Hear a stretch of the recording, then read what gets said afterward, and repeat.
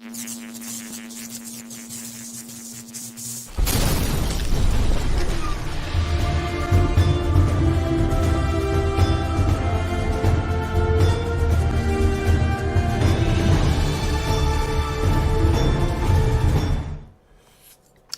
guys, welcome back to the show.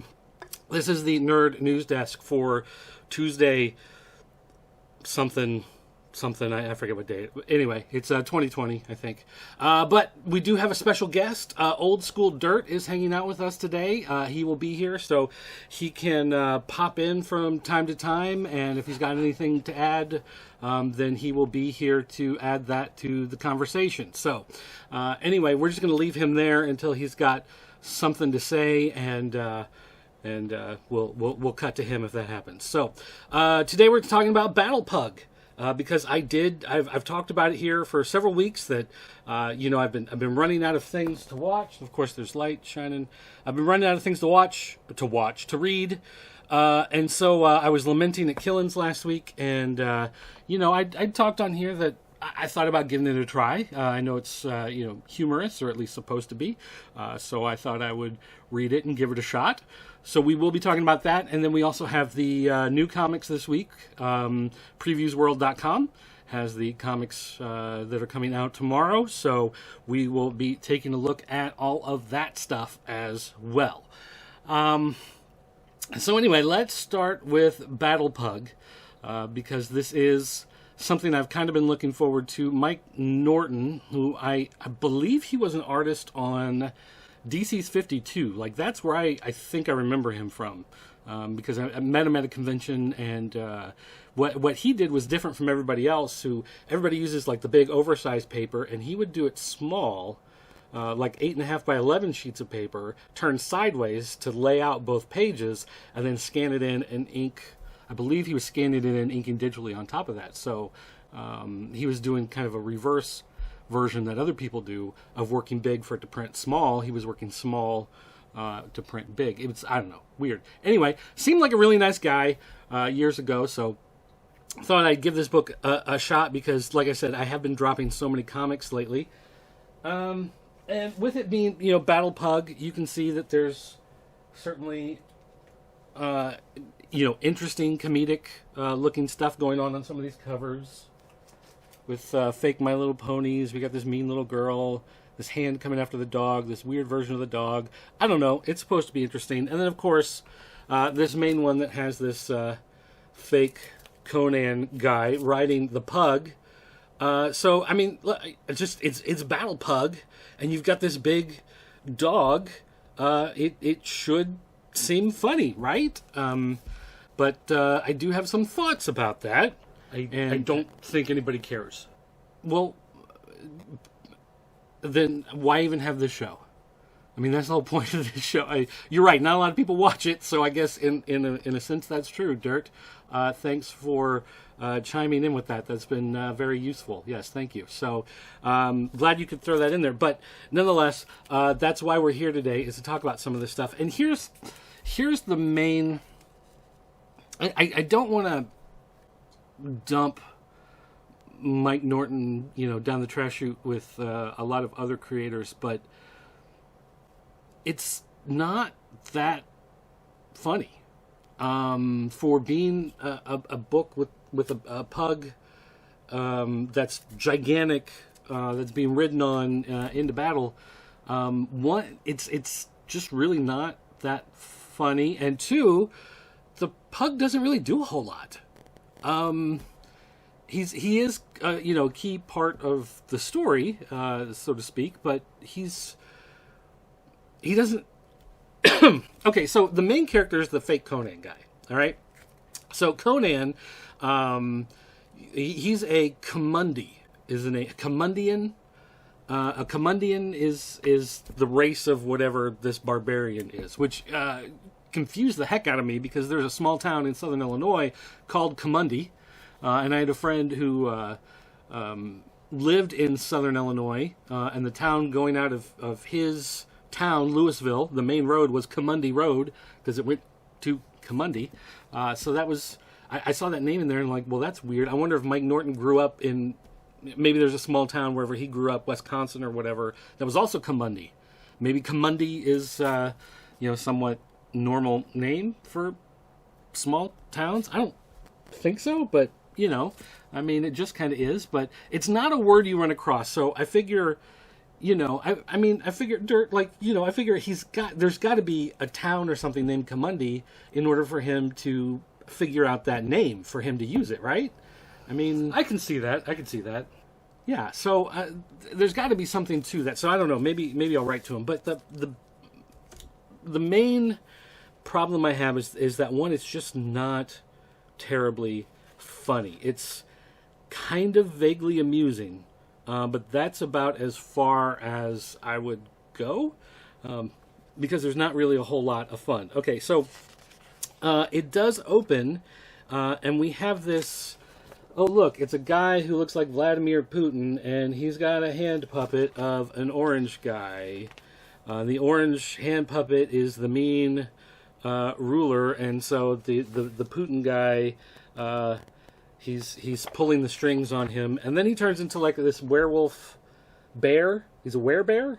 I don't know what that is. And he's got a sickle in his hand as his weapon, because he's Russian. So it's supposed to be a Trump analog, which doesn't really even work. It doesn't, they did a whole investigation into the Russian thing, and it wasn't a thing. So, and for him being this werebear, this werebear thing, you'd think it might come into play at some point as like kind of this like nifty, kind of cool thing that, I don't know, he's got to fight the instincts and whatever. Like, he doesn't turn into, a full-on bear.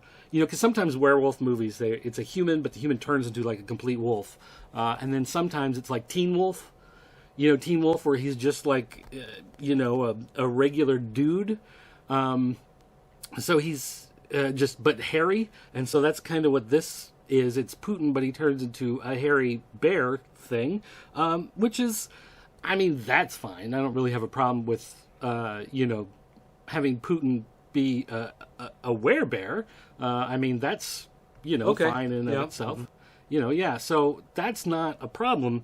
The problem is that it's not funny. And so it doesn't add anything to the humor, which is... I feel like that's kind of a problem. Like, the point would be that you would do that because it's funny and it's not humorous. So that seems like a problem. Yeah, I hear you. Yeah, so not having a humorous thing be humorous is, I don't know, I think an issue. And the characters in here, the problem is a lot of them, they kind of try to be interesting. And try to be funny in a way, but there's not a lot of funny stuff about them. Like, for instance, let's see here. Let me see if I can find it. There is this little girl, okay? See this little red-haired girl? All right. So that girl can control plants. And, in fact, at one point, she grows plants out of the ground to talk to them. Now, you can see there are some words blurred out there because she... swears. So she's like this little 8-year-old girl, like a poison ivy, from Batman. And she can control plants, and she swears all the time. Lots of bad words. But, like, that's the whole joke. Like, she doesn't make up new ones. They're not, like, funny swear words.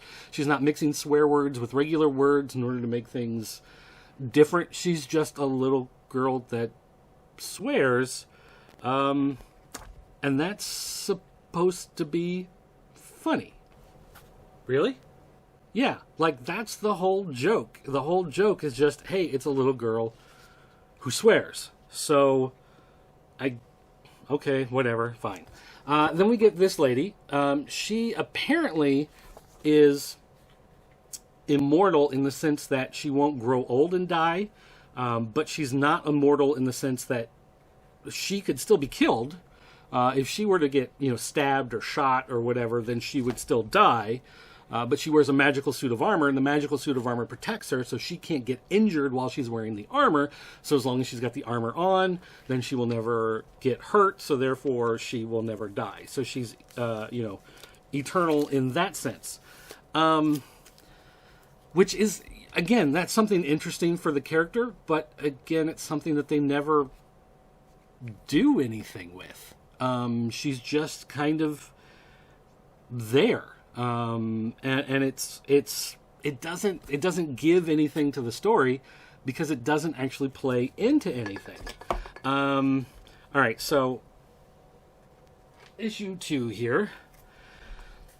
Issue 2, we've got these fake My Little Ponies. Okay, so I mean, fake My Little Ponies, right? I mean, that could be kind of humorous, right? I mean, sure, why not? Fake My Little Ponies. And they have mean names. They're, let's see. Let me see if I can find what some of them are. Because it's like Snot, Rag, and trying to think what some of these are. The forest is yours, Greg. Slam Prancer. So like Slam Prancer is the punk one. You can see that has punk spines, whatever. And the idea is that these ponies are a gang. They're like a mean gang out in the forest, and so they, instead of the cutie marks, they have these, gaudy tattoos, like you would see on a bunch of bike riders, whatever, ring through the nose and the spiked hair, and one of them has kind of like the emo haircut, coming over their face. So the little girl uses her plant powers and tries to kill them because they're going to rob them, because the horses are trying to rob the people. And so they then say, hey, we need a ride, so you'll be our ride. So we're going to ride on you horses, and if you do anything to piss us off, the little girl's going to kill you.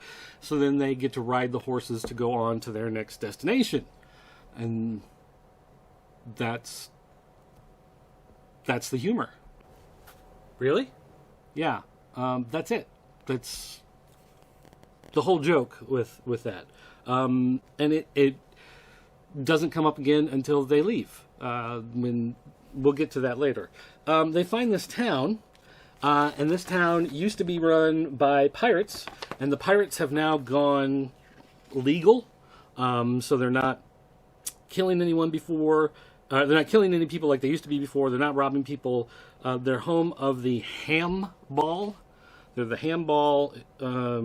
He calls himself the Hamball King, and so now that's the big trade. He talks about how infant mortality is almost non-existent now that like Jacob has left town or whatever.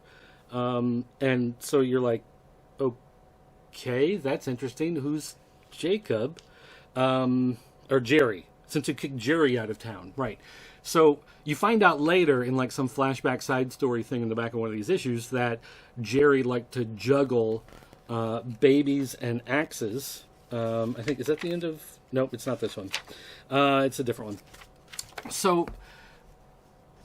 So he likes to juggle babies and axes, and they kicked him out of town because they don't want him to do that anymore now that they're going legit. And so now babies aren't dying in their town anymore. And that's the joke. Really? Yeah. So again, like, I'm not a boomer, right? My parents were baby boomers. I'm Gen X. I don't know what came in between boomers and Gen X, whatever that generation was. Generation, well, I guess hippie, and then 70s mellow dudes. I don't know. But I guess this just isn't my humor, because it's just like, oh, okay. So then, anyway, they're traveling on this journey because they get a note from this king, who is like this evil Krampus guy, I guess, had a nation of little elves that did his like minion bidding. And they get a note from him saying he's still alive, so they go to check it out, but it turns out it's actually his wife, the Snow Queen. And the Snow Queen now has Putin as her like henchman guy, and his hands are gone. They've both been cut off because one had the puppet and the other had the sickle. So they both got cut off. And so So now he's got candy canes stuck in the stumps. But that doesn't really come into play. Like, he doesn't, like, at no point is he using, like, they got, like, candy cane hook on the end. You would think that he'd be, like, grabbing stuff or climbing with them or, whatever. No, they're just there. That's the humor. Really? Yeah. So, okay, so anyway, we'll go on to the next one with number 3 here.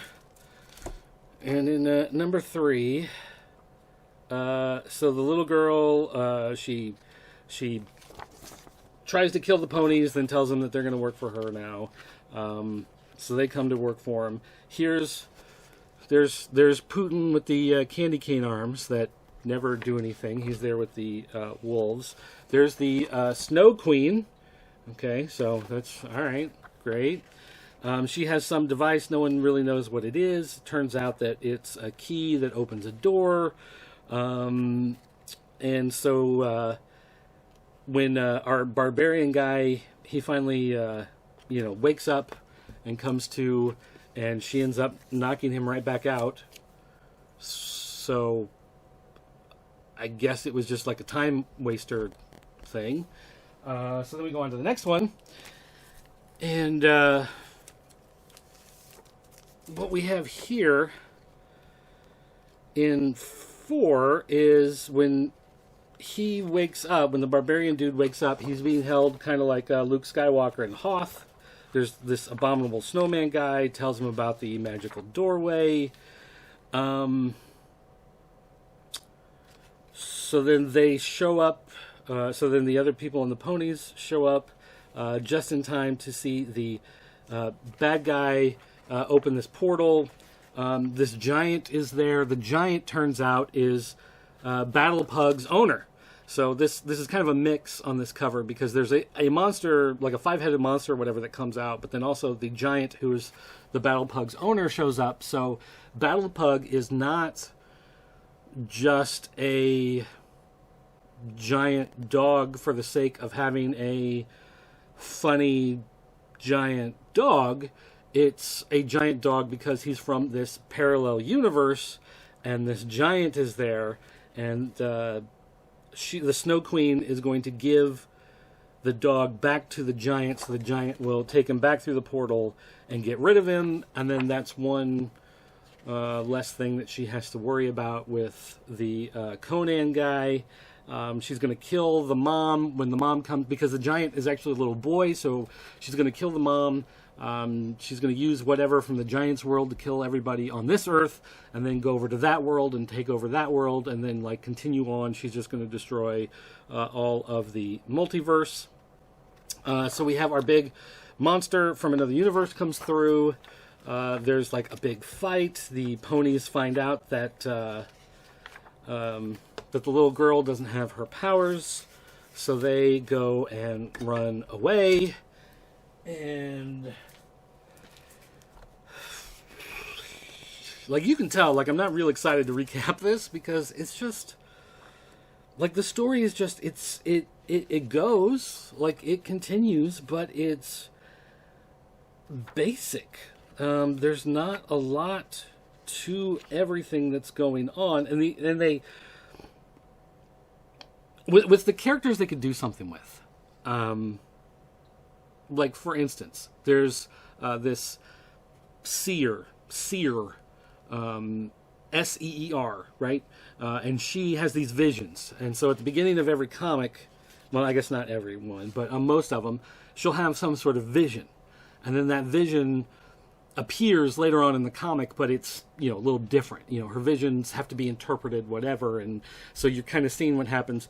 But okay, it happens by the end of the comic, so it's not like it's leading up to something. It's not like it's really foreshadowing a whole lot, so there's really not a lot going on with that character. You have the character who can't die by growing old, so she has the armor on, so you would think, at some point she might have to go through some sort of character thing where she takes off the armor and makes herself normal to sacrifice herself or something. But I mean, it doesn't really feel like they're leading up to that, and it's not really a thing for something that's going to be funny. The pirate guy who ran the pirate place, he says scribbly. So like all the time he just throws in scribbly. We're going to go get a scribbly dinner. And like that's the whole joke with him. There's really nothing else. There's the little girl and she swears. So that's her whole gimmick. And the only character that they really give something to in any way, shape, or form is this assistant. So there's the lady in the armor, right? And she has this little assistant. And the little assistant follows her around, and they make a reference at some point that she is secretly in love with her female master. Oh, gross. Yeah, so, I mean, like, I don't... Okay, that's the one character you're going to give something to is that. But there's really nothing else going on here. The seer gets pulled through this portal. They destroy the key. They're trying to close this portal, get rid of the monsters and whatever. The giant gets sucked through, but it turns out he's actually a nice guy who loves his dog, and his mom's a jerk, and he was being used by the snow lady. So you kind of feel bad when he gets sucked back to his world and doesn't get to take his Battlepug with him. And so then Battlepug and the Commundian, they go through the portal, the two of them, to try to find the key to fix it, to bring back the seer lady. And so this kind of ends like the first part of the story, and the next one is going to continue. It shows them floating out in space. And that's the story. So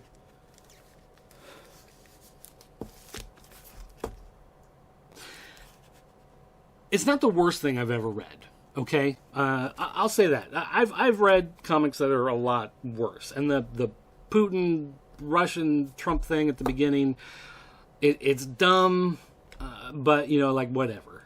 You can throw that in there. Who cares? But the rest of the humor just falls flat like all the time.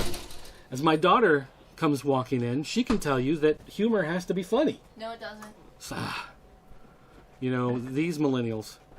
There's got to be some sort of at least interesting transition or some sort of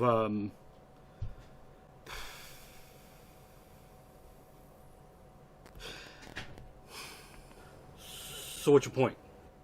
I guess the point is I'm conflicted because the artwork is nice, but it's nothing special to look at. The story is serviceable, but it's really just going from point A to point B, and some random stuff happens along the way. The characters aren't necessarily interesting or relatable or engaging or, when it comes down to it, the only person that you really end up kind of feeling for is the giant, because it turns out he's a kid, even though he's, 5 stories tall or whatever.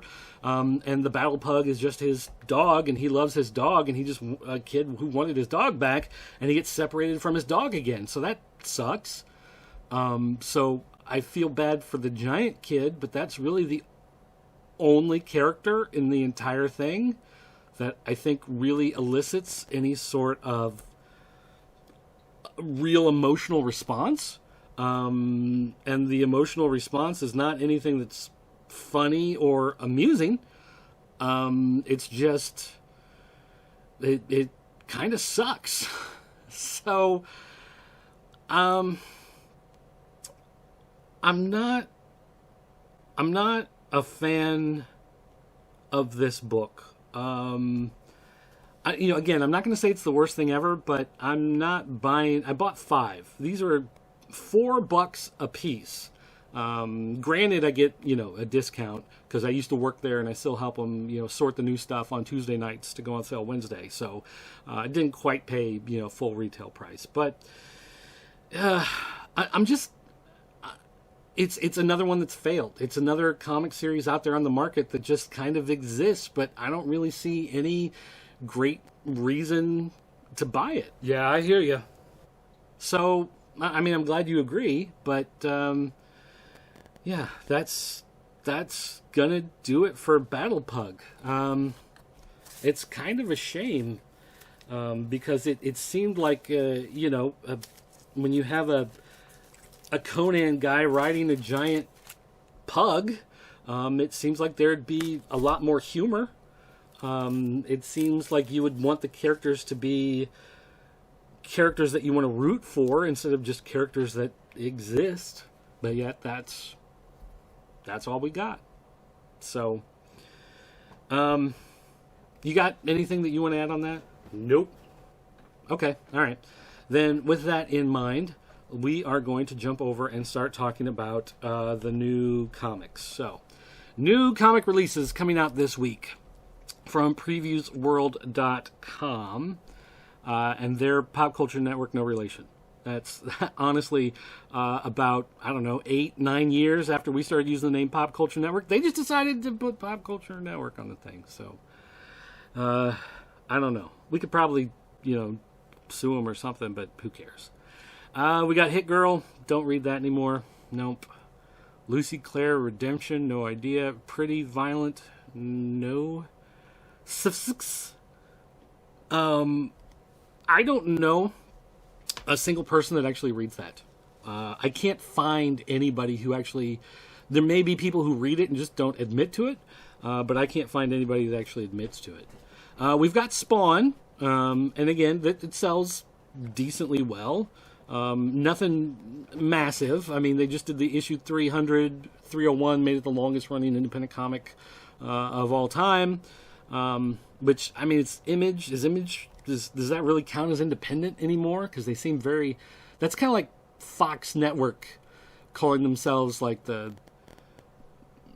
I don't know, like the non-network. Like, we're not really a nationwide broadcasting network like those other guys, except they, at this point they are. But, I don't know. Spawn is Spawn, but I still don't read it. Undiscovered Country, nope. Dark Horse Comics, Aliens vs. Predator, Thicker Than Blood. You know what? I did read issue 1 of this. And it's family on vacation, and they happen to be somewhere. They get aliens on their ship, and they land on a planet where the predators are. And so that turns into the big thing. I ended up reading it. I was kind of hoping there'd be something cool. I always want there to be cool. Like the first, when Predator comics and Alien comics first came out, like when they started doing the Alien stuff in Dark Horse Presents, and then they had the first couple series, and you're like, oh, okay, this, kind of cool. This is interesting. And then Predator, like the first two, the first one, which they ended up loosely adapting into Predator 2, that one was awesome, phenomenal, right? And then after that, they all just kind of fell apart. They did Aliens vs. Predator first in the comics, and that series was better than, of course, any of the movies, except I will give the movies a bit of a pass because they do have Lance Henriksen in them, and he's my, bro crush. But I don't know, the series, it's one of those things where, again, it doesn't really... the humans that are in it, you don't really care about. One of them, right away is an android, so if he dies, then who cares there? So, I don't know. It's all wrong. Frozen, Dragon Age, Hellboy Winter Special 2019. This is one of those things. I love Mike Mignola artwork. I really do. And I've collected tons of stuff that he's done. I've got reprints of his books. I've got hardcover collections of his Dracula, Alien Salvation, the Hellboy in Hell, the first couple series, whatever that he did. But then when he backed off and other artists started coming in and doing all his work, and BPRD, which he gets credit for, I guess, helping develop the world, but he didn't write them and he didn't draw them. I don't really care. I don't... Like, Hellboy is a character. I don't really care about Hellboy, but I like Mike Mignola's artwork. The first two movies were, decent. They were... Actually, I liked them. I actually think I liked the second one maybe a little bit better. But, as these comics go, he's used this pose like 9 billion times on different stuff, and then he just throws a little thing in the background, and then that's all he really does for this stuff anymore, and it kind of sucks. So I wish he did more. And you can see even here, he's not listed as one of the artists in the book, just as the guy who did the cover. So I don't know. It's weird. Skulldigger, Skeleton Boy, no. Steeple, no. Harrow County, no. Don't read any of those.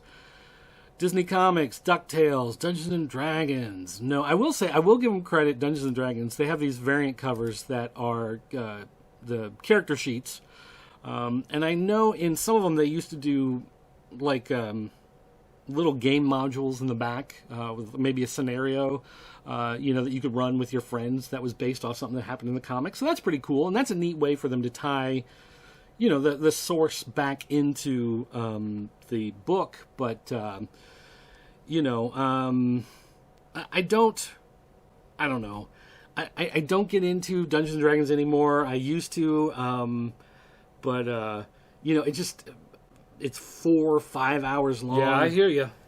Yeah, I don't have the time for it anymore like I used to. So, but anyway, I do give him credit for doing that stuff, for having that stuff in there, and I think that's an awesome, again, way to tie it together. Good stuff there. From Hell Master Edition, how many times can they reprint that? Gears of War, Glow versus the Babyface, Marvel Action Avengers. Okay, no, I will later. Let me jump back to that real quick. A lot of people have asked me about Glow. Why am I not reading Glow? That's because I don't watch the show. But weren't you in wrestling? Yeah. Weren't you into wrestling? Yeah. You did wrestling stuff on the independent scene? Yeah, I did. So, you don't watch Glow? And I was like, no, not really. And why not?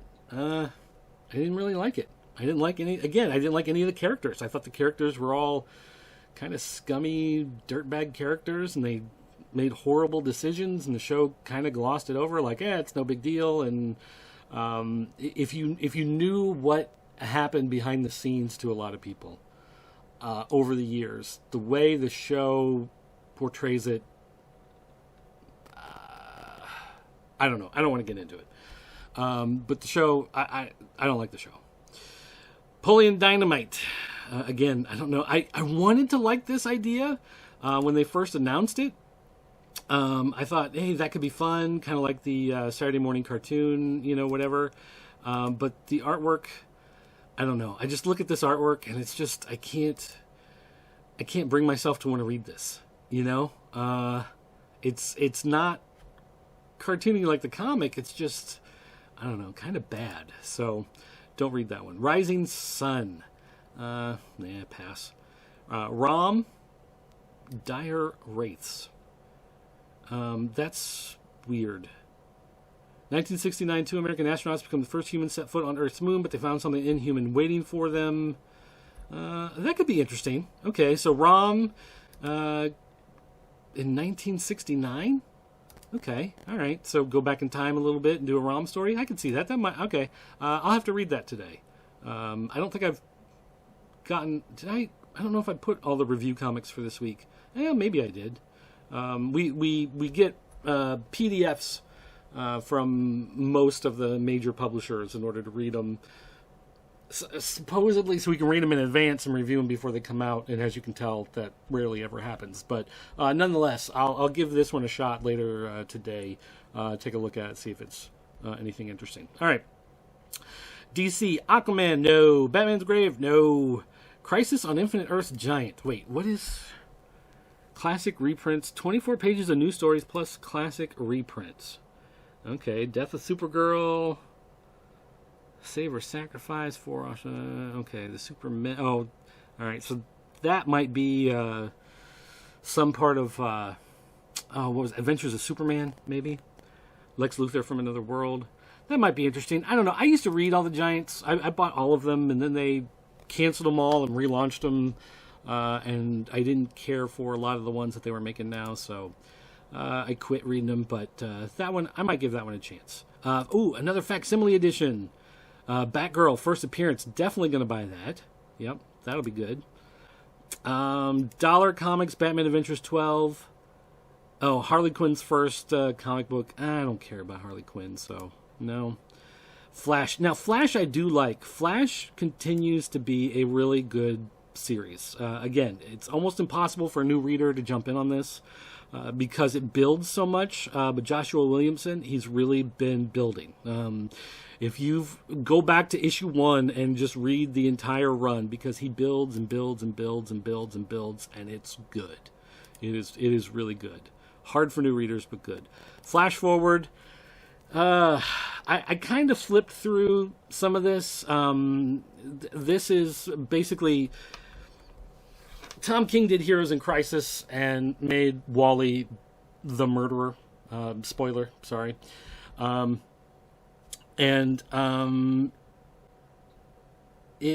It wasn't good. Nope. No, it just was not good. So along comes Scott Lobdell, and Scott Lobdell decides that he's going to redeem Wally West. And so the idea is that Wally West, having been pulled out of the Speed Force, or pulled out of the universe and trapped in the Speed Force, untethered him, and because he's from a different universe, he's having problems adjusting, and the Speed Force is weird with him, whatever. And so basically, it's trying to redeem the character in a way that says basically he's not responsible for all the deaths and stuff that he did in Heroes in Crisis, because Heroes in Crisis is a terrible story, so it's going to try to undo the harm that was done in that series. So I didn't really care for the first one a whole lot because I wasn't really sure where it was going.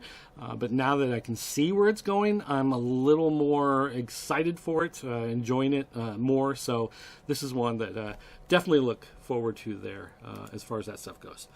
Let's see here. We got Freedom Fighters 12 of 12. Freedom Fighters is fun. I like Freedom Fighters a lot. Freedom Fighters is cool because they do some cool things. So you might ask yourself, what's so cool about Freedom Fighters? And one of the cool things is, and let me know if you think this is cool. Do you think this is cool? So World War II, the Nazis actually won. They took over America, so the resistance has been building. The superheroes are trying to reform and get the people to fight back. So Hitler the Third actually kills Hitler the Second, because Hitler the Second sucks as being the emperor, and Hitler the Third is a very dark, horrible, mean guy. And so in order to stop everything that's going on, it looks like Hitler the Third is going to destroy the whole world, destroy everything. And so because of that, they have to fight against Hitler the Third and bring up this great rebellion. I mean, does that sound like it could be fun? Yeah, I hear you. Yeah, so it's a good book. I enjoy it quite a bit. I wouldn't say it's like the best out there or anything like that, but it is enjoyable. It's a lot of fun. I definitely recommend it. It's 12-issue maxi series. I'd recommend going back, reading the whole thing. It's definitely worth your time. And like I said, I didn't expect to enjoy it. Again, it's one of those I bought because I've been not buying so many things. And now that picking up some random stuff to just trying to find more stuff to read, I found that that one was really enjoyable. He-Man, the Masters of the Multiverse. This has been okay.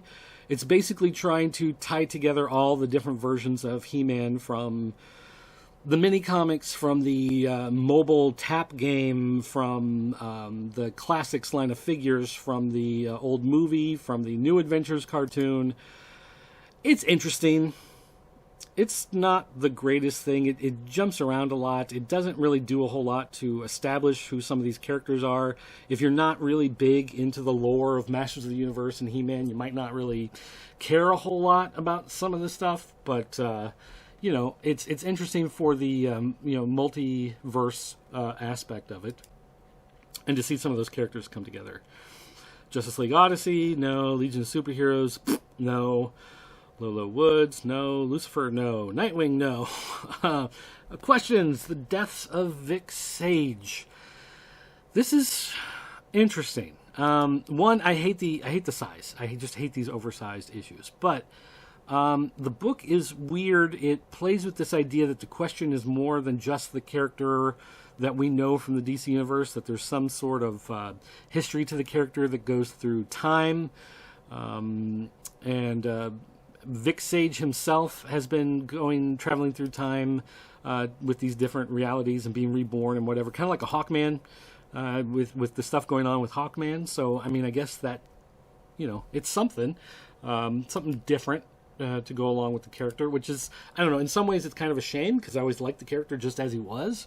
I don't know that you need to add like a whole kind of supernatural element to it, but they did, and it's fine. Whatever. Ruby, whatever. Superman's pal, Jimmy Olsen, no. Teen Titans, no. Okay, so that's it. So DC, I mean, so far, what are we looking at? We're looking at, I'll read the ROM just to see if it's any good. We've got The Crisis, I'll try. Flash Forward, Freedom Fighters, He-Man. Okay, Question. We got a fair amount of books so far. That's kind of cool. It's going to Marvel. Avengers, no. Incredible. Now, Avengers, is this the Savage? No. Who? What? What is... Okay, I don't know what's going on with the characters on this cover, but I can tell you right now. Star Brand Reborn. Oh, wow. Well, that's... Okay, gonna pass on this. I do think this is the one that started as Savage Avengers, right? I don't know. Anyway, pass. Incredible Hulk 180 facsimile. Ooh, yeah. First appearance of Wolverine. Back when Wolverine, I don't know if you guys knew this. Maybe you did, maybe you didn't. But the original idea with Wolverine is that he was a Wolverine. And the Wolverine was turned into a human-like creature that would fight for the Canadian government. So instead of it being a guy who was given claws and took the name Wolverine, it was a Wolverine that was turned into a guy. Does that seem like a better idea? Nope. No, I didn't think so either. That's one of those retcons that went the right way. It's good that they changed that, but nonetheless, it's still fun to see that appearance there. Iron Man 2020. Dan Slott's writing it, so I'm not reading that. Let's see, what else we got here? Iron Man, a lot of variants there. Jessica Jones. So not that one. Ravencroft. Okay, so these are reprints. What is Ravencroft? Marvel Tales Anthology, fan favorite characters. So instead of Arkham Asylum, okay, yeah. So Spectacular Spider-Man 178, Spider-Man Unlimited #1 of Maximum Carnage, Amazing Spider-Man 2015. They're reprinting that here? No, come on. You're reprinting a book from just a couple years ago in the Marvel Tales. So Marvel Tales now have jumped the shark. They're doing start out cool, yeah, and then like what? It's okay, and then like no, terrible. So Marvel Tales Ravencroft, not that though. I think that's the first of the Marvel Tales I'm not buying there. Black Widow movie prelude, meh. Marvel Spider-Man Black Cat. Now my son does get these the Spider-Man Game Reverse ones because he does have that game on PlayStation and enjoyed it quite a bit. I haven't had a chance to play it at all. Maybe I will someday. I don't know. But nonetheless, he's been getting the other ones, the Velocity and City at War. So he may be giving that one. I'll ask him later, see if he wants to read that one. Revenge of Cosmic Ghost Rider, meh. Ruins of Ravencroft Sabretooth. What is this cover? That looks awful. It says Sabretooth, but you have this horrible looking Wolverine. I don't know what is up with the cover. If you're listening to the audio version of this on iTunes or SoundCloud or Podbean or the Russian website or any of those places, you need to look up the cover for Ruins of Ravencroft Sabretooth #1 because it's not Sabretooth, it's Wolverine, and it looks terrible. Unless Sabretooth is now dressed like Wolverine. I don't know. Then they have a second cover with Sabretooth on it, and that looks good. The variant cover from Miko Swayan. I don't know how to say that. Doesn't matter. That looks like a good cover. That's the cover. That should have been the main cover because that makes sense and it looks good. The other cover was a mistake. Runaways, no. True Believers, Spider-Woman to get Gypsy Moth. The first appearance. Why would you reprint? I mean, I'll buy it. 1978. I'll definitely buy that reprint. But why do you want? Is Gypsy Moth reappearing somewhere in the Marvel Universe? Tales of Suspense for Mandarin. Okay, that's cool. Tales of Suspense from 1959. Oh, 50 and 56. Oh, that's cool. So definitely. Oh, I think it was backup material, right? So back when they had a lot more pages in there. So you had a main story and a second story. So these are probably the two backups that feature the Mandarin from those books. Nonetheless, though, I will buy those. Okay, Valkyrie Jane Foster. We discussed this book because this is the book, when the first issue came out, Marvel gave away tons of extra copies. If you ordered 10, you got 10 free copies. You ordered 20, you got 20 free copies. If you ordered 50, you got 50 free copies. Second issue, you got half. So if you ordered 10, you got 5. If you ordered 50, you got 25 extra. And on the third one, again, it was another, I think it was, again, half for free. With issue 4, it was like another 25% or something like that. I mean, they just kept throwing free copies out there because they wanted it to look like it was selling a lot better than it was. And the sales numbers, they plummeted, even with free copies. Even when you add in the number of free copies they were giving away. When an extra, half on issue 2, an extra quarter on issue 3, they were still low numbers. This book has not done well at all. And now it looks like maybe this is the end of it. Valkyrie teams up with the medics to save Death? Oh, maybe not. Maybe this isn't the end. I don't know. Maybe it will be the end. I don't know. It should be the end because this book sells like hot garbage. Then we get Venom the End, which is supposed to be Venom at some point in the future when he dies. Interesting, though, they have DNA. Was that Molecule Man or something? I don't know. So there is that. So Marvel this week. Reprint. I guess the game one for my son. Reprint. That's it. I'm just buying some reprints for myself and one for my son, and none of the new books this week from Marvel. Anything for me. All right, Dynamite. We got Betty Page, Vampirella Red, Sonia. Oh, we got a James Bond number 2. James Bond from a series that nobody buys. This James Bond, they started out okay and then just fell off a cliff. Boy, that was not great. Boom Studios, Hellmouth for you Buffy and Angel fans. Folklords, Ghosted in L.A., Go-Go Power Rangers, and they've got a Dr. Dre inspired cover. Is that supposed to be Tommy, or is that Kimberly? It's wearing a white shirt, so I guess it's Tommy, but that's not. Okay. And then we've got this variant. What is this? Oh, it's Bulk from Bulk and Skull. He gets a cover B. Huh. Well, if you've ever wanted a cover that focused on a painting of Bulk from Bulk and Skull from Power Rangers, that's going to be the one for you. And this one looks like a computer screen. Is that what that is? It is. It looks like and again, that's Bulk. But a not very well drawn version. So, okay, well, there you go with that. Jim Henson's Dark Crystal, Red Mother. So, nothing in Boom. Nothing in Boom at all. Adventures of Mr. Crypt and Baron Rat. This is going to be for my daughter, but to be honest, I will read this too. This is from Alterna. I really like Mr. Crypt. I think he's a fun character. Baron Rat is okay. He's like a Saturday morning cartoon character. It's fun stuff. It's good all ages stuff from Alterna. $1.50 on newsprint.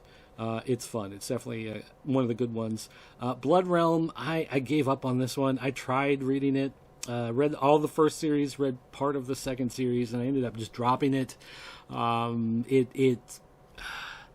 It's one of those that tries to be horror and supernatural and tries to get surreal, but it just gets to the point where stuff just doesn't make sense, and things just happen, and it's like, okay, I guess, but whatever. Mighty Mascots, my son did not like this one. I don't know why.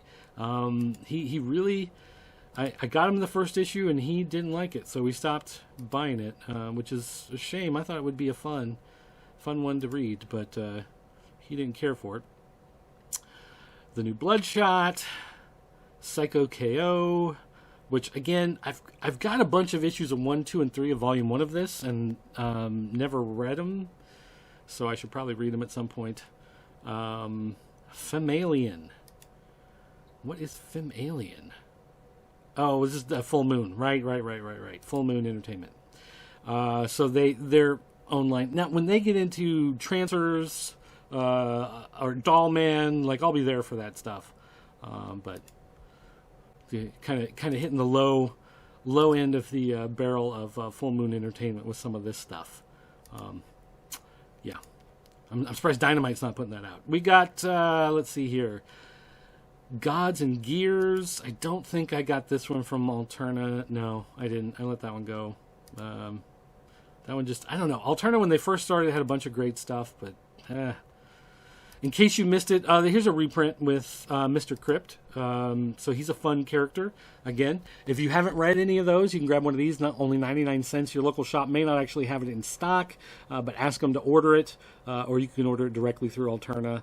Again, especially if you've got kids who are anywhere between 8 and 13, it's a good thing in there. Like, not for little tiny kids, although, I mean, there's nothing wrong. Little tiny kids will probably be fine with it, but, it just kind of hits that age spot where a lot of comics kind of skip over them. Infinity 8, they don't have a cover for. It came out on a Wednesday. Pass on that one. Life is Strange. Machine Girl. Midnight Mystery. Ooh, I like Midnight Mystery. Okay, this is going to be cool. I like this one. I like the art. I like the story. I think this is the final, number 4 of a 4-issue limited series. This is good. This one is good. Detective who goes after supernatural stuff and gets caught up in it. Definitely good time. Midnight Vista, no. Niobe, no. Over the Ropes. Over the Ropes is good. Over the Ropes is really, really good. It's independent wrestling. As someone, again, briefly mentioned this earlier, but as someone who did independent wrestling, who traveled and worked shows. I was a manager. I wasn't a wrestler. I'll just throw that out there. So before anybody wonders what I looked like without my shirt on, didn't take my shirt off. I was the Bobby Heenan, Captain Lou type guy running around ringside. Nonetheless, I found Over the Ropes to be really, really good. I think it really did a great job of what it was like, what it's like in the wrestling community, what it's like being an independent guy, real stuff, double crosses, for real, legit shoot fights, things happen from time to time. All of that is real. It's a lot of fun, and it seems like the type of thing that will someday get adapted.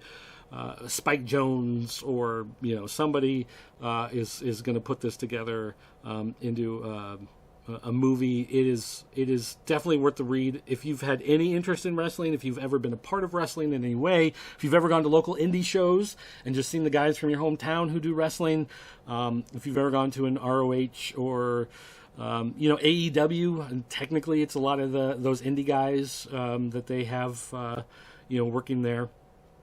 It's fun. It's definitely some good stuff, and even Dirt. you know about some of that stuff having to do with wrestling because you're all about it. I get that. So, what did you think of this book? I mean, it's whatever. Okay. All right. Well, I guess that's an opinion. So, okay, that's yours. Rye. I don't know anybody reading Valiant. I don't know anybody reading Valiant stuff, and even with Bloodshot relaunching with the new. There's a movie coming with was it Vin Diesel, playing Bloodshot, but Bloodshot was good when Jeff Lemire was doing it. Not so much now. It lost a lot of the focus and the fun and interesting whatever. So Rye, okay, Rick and Morty. They also have a Dungeons and Dragons cover for that, so that's a thing. But not a huge fan of Rick and Morty, so sorry, I have standards. Robin Hood, no. Rocky and Bullwinkle. My daughter loves these. She loves the classic comics. She loves all these old ones, these reprints. Definitely will be getting that one. That and Pink Panther and Casper and all that stuff that they've been reprinting. She loves all that stuff. Second Coming, Sherlock, Strangelands, Vamp. We get a lot of Warrior Nun, Dora. Okay. There's a lot of covers here that they're not showing because they do a lot of the naughty covers. Wicked Righteous. I tried to get into this one. Really couldn't. It's a shame. I like the stuff like 13, but Wicked Righteous, I don't know. It's the kids and the end of the world, and I don't know. Didn't do it for me. So, man, it's so weird to look at how many comics I'm not buying. How many things at one point that I may have had been excited for, but then you actually read them, and they're not as good as you hoped. Bendis, oh my gosh, please retire, please retire. All right, well, that's gonna do it. That's gonna do it for the show. Thanks for coming along, Dirt, for the ride. I'm glad you were here. Is there anything you need to plug? Are you going to be on any upcoming other podcasts or anything that you want to let the people know about? No. Oh, okay. All right. I enjoyed not doing things, I guess. That's going to do it for me, guys. Thanks for watching. Again, I'm not going to ask you to like and subscribe. I'm not going to ask you to share. I'm not going to ask you to hit that bell. I'm not going to ask you to join my Patreon, which I don't even have. I don't have a Discord server. None of that stuff. All I want you to do is to remember this one thing. You're watching the best looking guy on the internet.